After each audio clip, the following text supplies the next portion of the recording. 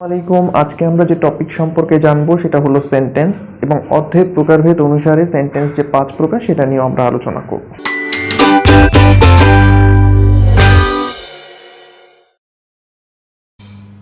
A sentence is a group of words expressing a complete sense or meaning. যে শব্দগুচ্ছ মনের ভাব বা ধারণা সম্পূর্ণরূপে প্রকাশ করে তাকে বাক্য বলে। অর্থাৎ কতগুলো শব্দ যদি পাশাপাশি বসে একটা নির্দিষ্ট মনের ইচ্ছা, আকাঙ্ক্ষা বা কোনো একটা ধারণাকে পরিপূর্ণভাবে প্রকাশ করে তাহলে সেটাই বাক্য। Example, Rashid is playing cricket with his friend. বাক্যটি খেয়াল করো, বাক্যের শুরুতে আছে রশিদ, রশিদ হচ্ছে সাবজেক্ট, ইজ হচ্ছে অক্সিলারি ভার্ব, প্লে হচ্ছে গিয়ে মেইন ভার্ব, এর সাথে অবজেক্ট ক্রিকেট এবং উইথ হিজ ফ্রেন্ড এক্সটেনশন। তাহলে একটা সেন্টেন্সের স্ট্রাকচার কি হতে পারে? Subject plus verb plus object অথবা এক্সটেনশন। অর্থের প্রকারভেদ অনুসারে বাক্য 5 প্রকার, অর্থাৎ according to meaning sentence can be divided into 5 groups. First of all, assertive sentence, বিবৃতিমূলক বাক্য। দ্বিতীয়ত, ইন্টারোগেটিভ সেন্টেন্স, প্রশ্নবাচক বাক্য। তৃতীয়ত, ইম্পারেটিভ সেন্টেন্স, অনুজ্ঞাসূচক বাক্য। চতুর্থত, অপটেটিভ সেন্টেন্স, ইচ্ছা বা প্রার্থনামূলক বাক্য। এবং ফাইনালি এক্সক্লামেটরি সেন্টেন্স বা বিস্ময়সূচক বাক্য। প্রথমেই দেখে আসি অ্যাসার্টিভ সেন্টেন্স। যে বাক্য দ্বারা কোনো বিবৃতি প্রদান করা হয় তাকে বিবৃতিমূলক বাক্য বলে। A sentence by which a statement is made is called assertive sentence. Example, I enjoy reading books. বাক্যটিতে আই হচ্ছে সাবজেক্ট, এনজয় হচ্ছে গিয়ে ভার্ব, রিডিং বুকস হচ্ছে গিয়ে এক্সটেনশন। এরকম আরও একটা এক্সাম্পল আমরা দিতে পারি, we should never tell a lie. এখন assertive sentence can also be classified into 2 types. Assertive সেন্টেন্সকে 2 ভাগে ভাগ করা যায়। একটা হলো অ্যাফার্মেটিভ সেন্টেন্স বা হা বোধক বাক্য, আর একটা হচ্ছে নেগেটিভ সেন্টেন্স বা না বোধক বাক্য। অ্যাফার্মেটিভ সেন্টেন্স বা হা বোধক বাক্যের স্ট্রাকচার কি হতে পারে? Subject plus verb plus extension. Talha works as a lawyer.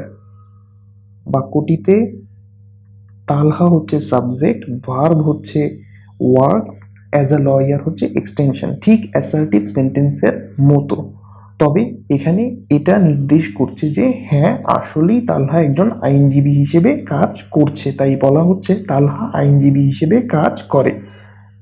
এরকম আরও কিছু এক্সাম্পল যদি আমরা দিই, I want to learn new things. আমি নতুন কিছু শিখতে চাই। He can ride a bicycle. সে বাইসাইকেলে চড়তে পারে। We brush our teeth everyday. আমরা প্রত্যহ আমাদের দাঁত পরিষ্কার করি।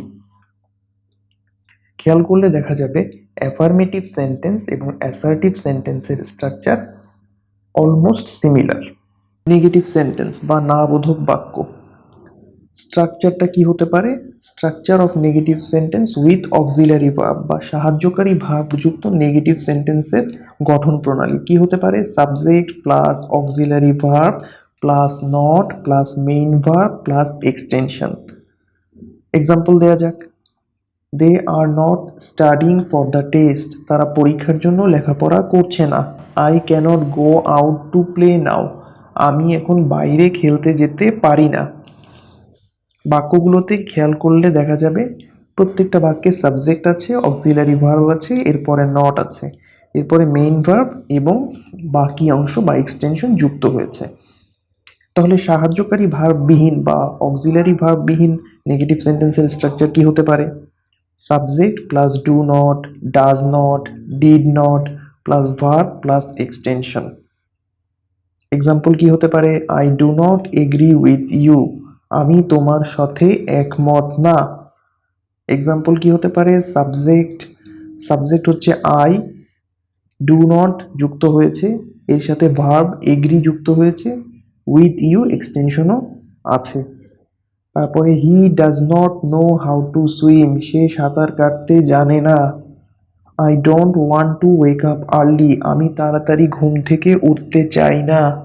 এবার চলে আসি ইন্টারোগেটিভ সেন্টেন্স।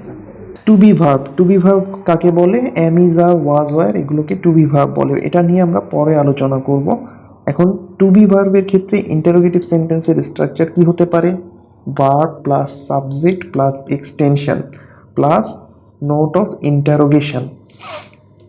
এক্সাম্পল কি হতে পারে? Is the book on the shelf? বইটি কি সেলফে আছে? Are you ready? তুমি কি প্রস্তুত? Was it raining earlier? আগে কি বৃষ্টি হচ্ছিল? প্রত্যেকটি বাক্যে খেয়াল করলে দেখা যাবে প্রথমেই আছে ভার্ব, টু বি ভার্ব, এরপরে সাবজেক্ট এবং এর পাশাপাশি এক্সটেনশন, আর সবার শেষে নোট অফ ইন্টারোগেশন অর্থাৎ প্রশ্নবাচক বাক্যে প্রশ্নবোধক চিহ্ন। তাহলে এখানে চেনার উপায়টা কি? এখানে চেনার উপায়টা হচ্ছে প্রথমে আমার ভার্বটা থাকবে এবং সবার শেষে প্রশ্নবোধক চিহ্ন থাকবে, note of interrogation. Auxiliary verb বা সাহায্যকারী ভার্ব যুক্ত প্রশ্নবাচক বাক্য বা ইন্টারোগেটিভ সেন্টেন্সের structure: auxiliary verb plus subject plus main verb plus extension. Example কি হতে পারে? Can you help me? তুমি কি আমাকে সাহায্য করতে পারো? বাক্যটিতে can auxiliary verb, subject you, principal verb help, extension me. একইভাবে has he ever been to Europe? তিনি কি কখনো ইউরোপ গিয়েছেন? বাক্যটিতে অক্সিলারি ভার্ব আছে, সাবজেক্ট আছে, প্রিন্সিপাল ভার্ব আছে, এরপরে এক্সটেনশন আছে। হ্যাজ হচ্ছে অক্সিলারি ভার্ব, হি হচ্ছে subject, ever been principal verb, to Europe এটা হচ্ছে এক্সটেনশন। এখন সাহায্যকারী ভার্ববিহীন ইন্টারোগেটিভ সেন্টেন্স যদি হয় তাহলে তার স্ট্রাকচারটা দেখি। স্ট্রাকচারটা হলো ডু, ডাজ অথবা ডিড থাকতে পারে, তার সাথে subject plus verb plus extension. Do you like ice cream? তুমি কি আইসক্রিম পছন্দ করো? বাক্যটিতে ডু আছে, সাবজেক্ট আছে, ভার্ব আছে, এক্সটেনশন আছে। Did he finish his homework? সে কি তার বাড়ির কাজটি করেছিল? ডিড আছে বাক্যটিতে, সাবজেক্ট আছে, হি, ফিনিশ হচ্ছে ভার্ব, হিজ হোমওয়ার্ক হচ্ছে এক্সটেনশন। এছাড়াও ইন্টারোগেটিভ সেন্টেন্সকে আমরা আরও একভাবে দেখতে পারি, সেটা হচ্ছে WH কোশ্চেন। WH ওয়ার্ডগুলো তাহলে কি কি হতে পারে? হুইচ, হোয়াট, হুম, হাউ, হোয়ার ইত্যাদি। এক্ষেত্রে দুইটা স্ট্রাকচার আমরা পেতে পারি বা দুইভাবে থাকতে পারে। একটা হতে পারে WH word plus auxiliary verb plus subject plus main verb এরপরে extension. Where are you going now? WH word আছে, তারপরে আর হচ্ছে অক্সিলারি ভার্ব, তার সাথে সাবজেক্ট ইউ, এরপরে গো, মেইন ভার্ব গো, এর সাথে নাও এক্সটেনশন। তাহলে হোয়ার আর ইউ গোয়িং নাও। আরও একটা এক্সাম্পল আমরা দিতে পারি, what is the use of Halkhata nowadays? Halkhata আজকাল কি কাজে ব্যবহৃত হয়? এছাড়া আরেকভাবে এটার স্ট্রাকচার থাকতে পারে, সেটা হতে পারে WH ওয়ার্ড, নাউন অথবা অবজেক্ট, তার সাথে অক্সিলারি ভার্ব, তার সাথে সাবজেক্ট, তার সাথে মেইন ভার্ব, তার সাথে extension. Example, which pen do you like most? কোন কলমটি তুমি সবচেয়ে পছন্দ করো? বাক্যটি যদি খেয়াল করি তাহলে দেখা যাবে WH ওয়ার্ড হুইচ, তারপরে এসেছে অবজেক্ট পেন, তার সাথে অক্সিলারি ভার্ব ডু, তার সাথে সাবজেক্ট ইউ, তারপর main verb like, extension most. একইভাবে what time does your class start? এবার দেখে আসি imperative sentence. Imperative sentence is a sentence that express a command, advice, request or prohibition. বাংলায় যে সকল বাক্য দ্বারা আদেশ, উপদেশ, নির্দেশ, নিষেধ, অনুরোধ প্রকাশিত হয় তাকে ইম্পারেটিভ সেন্টেন্স বলে। স্ট্রাকচার হচ্ছে ভার্ব প্লাস এক্সটেনশন। তাহলে এটা ভার্ব দিয়ে শুরু হবে ইন্টারোগেটিভ সেন্টেন্সের মতোই, কিন্তু শেষ হবে ফুল স্টপের মাধ্যমে, যার অর্থ আদেশ কিংবা উপদেশ অথবা নিষেধ কিংবা অনুরোধকে বোঝাবে, যেহেতু অনুজ্ঞাবাচক বাক্য।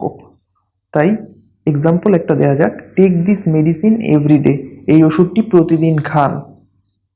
এটা উপদেশ বোঝানো হয়েছে, শব্দটি শুরু হয়েছে ভার্ব টেক দিয়ে এবং শেষ হয়েছে ফুল স্টপের মাধ্যমে। আরও একটা এক্সাম্পল, ওপেন দ্য উইন্ডো, জানালাটি খোলো, অর্ডার বা আদেশ বোঝাতে ব্যবহার করা হয়েছে। এছাড়া যদি এমন হয় যে in case of negative imperative sentence, তাহলে আমাদের স্ট্রাকচারটা কি হবে, do not plus verb plus extension. অর্থাৎ না বোধক অনুজ্ঞাবাচক বাক্যের ক্ষেত্রে এরকম do not plus verb plus extension হয়ে থাকে। উদাহরণ বা এক্সাম্পল হলো, do not waste your valuable time, তোমার মূল্যবান সময় নষ্ট করো না। যদি রিকোয়েস্ট বোঝাতে ইম্পারেটিভ সেন্টেন্সটা ব্যবহৃত হয়, সেক্ষেত্রে প্লিজ অথবা কাইন্ডলি থাকবে সব ভার্বের শুরুতে এবং এক্সটেনশন এর মাধ্যমে সেন্টেন্সটা কমপ্লিট হবে। যেমন প্লিজ হেল্প দ্য পোর, গরিবকে সাহায্য করো, দয়া করে গরিবকে সাহায্য করো। এই বাক্যে প্লিজ এরপরে ভার্ব হেল্প এবং দ্য পোর হচ্ছে এক্সটেনশন। অনুরূপভাবে give me a glass of water, এই বাক্যে প্লিজ বা কাইন্ডলি নাই, প্লিজ বা কাইন্ডলি উজ্জ্ব আছে, তবে এটাও কিন্তু অনুরোধ বা রিকোয়েস্ট এটা নির্দেশ করছে। When an imperative sentence starts with let in case of different persons and cases, অর্থাৎ যখন লেট দিয়ে বিভিন্ন পার্সন এবং কেসের ক্ষেত্রে কোনো ইম্পারেটিভ সেন্টেন্স শুরু হয়, সেক্ষেত্রে সেই সেন্টেন্সটার স্ট্রাকচারটা হবে let plus object of nominative case plus verb plus extension. Example হচ্ছে, লেট হিম গো আউট, তাকে বাইরে যেতে দাও, লেট হিম গো আউট। তাহলে লেট যুক্ত হলো, এরপরে অবজেক্ট, হি এর অবজেক্ট হিম, সেখান থেকে এর নমিনেটিভ কেস, গো আউট, গো হলো ভার্ব এবং আউট হলো এক্সটেনশন, তাকে বাইরে যেতে দাও, লেট হিম গো আউট। একইভাবে let me finish my job, আমাকে আমার কাজটা শেষ করতে দাও, লেটের পরে মি এর পরে হচ্ছে finish verb, my job extension. যখন কোনো একটা প্রস্তাবনা বা কোনো একটা সাজেশন আমার কাছে আসে বা আপনার কাছে আসে বা আমাদের কাছে আসে, তখন সেক্ষেত্রে লেট দিয়ে বাক্যটি শুরু হতে পারে। In case of proposal or suggestion, imperative sentence is introduced with let. Example হতে পারে, let us go out for a walk, চলো বাইরে বেড়াতে যাই, let us go out for a walk. এক্ষেত্রেও স্ট্রাকচারটা অনেকটা একই রকম থাকবে। যেমন লেট থাকবে object of nominative case us, তারপরে আউট ফর আ ওয়াক, এটা হয়ে যাবে এক্সটেনশন, গো হচ্ছে verb. Let us give thank to almighty Allah, আসুন আমরা মহান আল্লাহর দরবারে শুকরিয়া আদায় করি, let us give thank to almighty Allah. তাহলে বিভিন্ন পার্সন এবং কেসের ক্ষেত্রে এভাবে লেট ব্যবহার হতে পারে। আমরা পার্সন এবং কেস নিয়ে পরবর্তীতে আলোচনা করব। চলুন এবার তাহলে অপারেটিভ সেন্টেন্স নিয়ে আলোচনা করি। The sentence in which the desire or prayer of the mind is expressed is called operative sentence. ভালো করে খেয়াল করো, the sentence in which the desire or prayer of the mind is expressed is called operative sentence. যে বাক্যে মনের ইচ্ছা বা প্রার্থনা প্রকাশ পায় তাকে প্রার্থনামূলক বাক্য বা ইচ্ছাসূচক বাক্য বলা হয়। অপারেটিভ সেন্টেন্সের স্ট্রাকচার কি হতে পারে, may plus subject plus verb plus extension. একটা এক্সাম্পল দেয়া যাক, may Bangladesh prosper day by day, may Bangladesh prosper day by day, may plus Bangladesh subject prosper verb day by day extension, Bangladesh দিন দিন উন্নতি করুক। বাক্যটিতে may plus subject plus verb plus extension এভাবেই সাজানো হয়েছে। আমরা এর আগে subject plus verb plus extension কোন জায়গায় দেখেছিলাম, অ্যাসার্টিভ সেন্টেন্সের ক্ষেত্রে। তাহলে সহজ করে বললে may plus assertive sentence is equal to operative sentence. অনেক ক্ষেত্রে মে নাও থাকতে পারে। In case of absence of the word may, long can be used as well in a operative sentence. সেক্ষেত্রে লং শব্দটি ব্যবহার হয়। এক্সাম্পল হচ্ছে long live our president. Finally দেখে আসি এক্সক্লামেটরি সেন্টেন্স। যে বাক্যে মনের আকস্মিক অনুভূতি বা উচ্ছ্বাস প্রকাশ পায় তাকে এক্সক্লামেটরি সেন্টেন্স বলে বা বিস্ময়সূচক বাক্য বলা হয়। A sentence that express a sudden feeling or excitement of the mind is called exclamatory sentence. It generally starts with how or what and always contains note of exclamation. তার মানে হচ্ছে এটা সাধারণত হাউ কিংবা হোয়াট দিয়ে শুরু হয় এবং সবসময় বিস্ময়সূচক একটা চিহ্ন থাকে। তাহলে যদি হাউ অর হোয়াট দিয়ে শুরু হয় তাহলে স্ট্রাকচারটা কি হবে? স্ট্রাকচারটা হবে হোয়াট প্লাস এ অথবা N plus adjective plus subject plus main verb plus extension. একটা এক্সাম্পল দেখি। What a fine bird it is.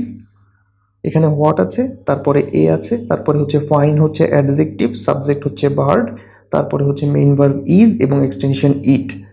অথবা হাউ দিয়ে যদি শুরু হয় সেক্ষেত্রে how plus adjective plus subject plus main verb plus extension, এরপর শেষে নোট অফ এক্সক্লামেশন। আরেকটা এক্সাম্পল দেখা যাক। How delicious this homemade cake test. বাড়িতে তৈরি এই কেকটি কতই না সুস্বাদু। ঠিক আছে। এছাড়াও অনেক ক্ষেত্রে কোনো কোনো সময় কোনো কোনো বিশেষ শব্দ দিয়েও বিস্ময়সূচক বাক্য শুরু হতে পারে, যেমন হাই অথবা হুররে। হাইয়ের ইংরেজি শব্দ হচ্ছে অ্যালাস, তাহলে স্ট্রাকচার উইথ অ্যালাস অথবা হুররা অথবা হুররে। অ্যালাস অথবা হুররে প্রথমে বসবে, এরপর নোট অফ এক্সক্লামেশন বা বিস্ময়সূচক চিহ্ন, এরপরে সাবজেক্ট মেইন ভার্ব এক্সটেনশন। অর্থাৎ অ্যালাস এবং হুররার পরে বিস্ময়সূচক চিহ্ন বসাবার পরে বাকি অংশ অ্যাসার্টিভ সেন্টেন্সের মতোই গঠন করতে হবে। তাহলে এক্সাম্পল হবে alas the rain has cancelled our outdoor picnic plans. হাই বৃষ্টি আমাদের বাইরের বনভোজন পরিকল্পনা বাতিল করে দিয়েছে।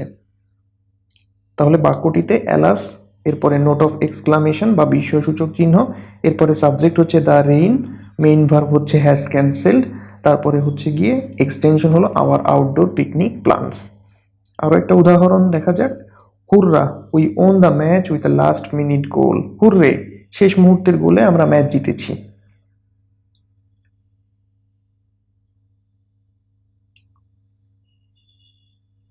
Structure with if or had. যদি এক্সক্লামেটরি বাক্যটা ইফ অথবা হ্যাড দ্বারা শুরু হয় সেক্ষেত্রে এর স্ট্রাকচারটা কি হতে পারে? ইফ অথবা হ্যাড, এরপরে subject plus main verb plus extension, অর্থাৎ সেই আগের মতোই অ্যাসার্টিভ সেন্টেন্সে যেমনটা আমরা দেখেছি সাবজেক্ট মেইন ভার্ব এক্সটেনশন। এরপরে শুধুমাত্র বিস্ময়সূচক চিহ্ন এর সাথে যুক্ত হবে এবং সবার আগে বসবে ইফ অথবা হ্যাড। উদাহরণ বা এক্সাম্পল হতে পারে if I could fly like a bird I would explore the world. আমি যদি পাখির মতো উড়ে বেড়াতে পারতাম তাহলে আমি পৃথিবীটা ঘুরে দেখতাম। আশা করি ভিডিওটি ভালো লেগেছে। এরকম আরও ভিডিও পেতে চ্যানেলটি সাবস্ক্রাইব করে সাথেই থাকুন।